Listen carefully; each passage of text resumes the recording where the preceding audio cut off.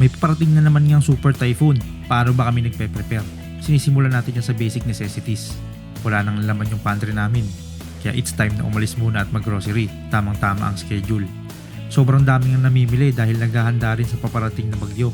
So after mag-grocery, sinicure na namin ang mga sasakyan at kinubera ng maayos para hindi magalusan pag lumakas ang hangin. Bukod sa pagkain, ay importante din ang tubig. Kaya sinisigurado din namin na puno lahat ng container.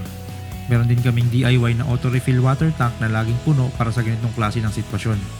Nasa comment section yung link kung paano namin siya ginawa. Dahil nga dito, meron na kaming at least 1 week supply ng water for our consumption. For comfort naman, meron kaming mga rechargeable na ilaw, flashlights at mga USB fan na ginagamit din namin sa aming camping. Meron din kaming converted na DC wall fan para matipid sa kuryente.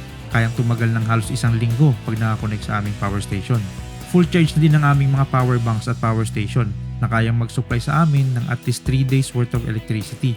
Kung sakaling magtagal ang brownout, meron din kaming portable na solar panel para makapag-charge ng aming power station. Importante din ang communication, kaya meron kaming DC UPS na kayang i-power ng at least 8 hours ang aming PLDT at converge na router. In case walang internet ang mga fiber lines, meron din kaming 5G na modem. And for the worst case scenario, ay meron ding Starlink. There is no such thing as being overly prepared. Prepare for the worst, hope for the best.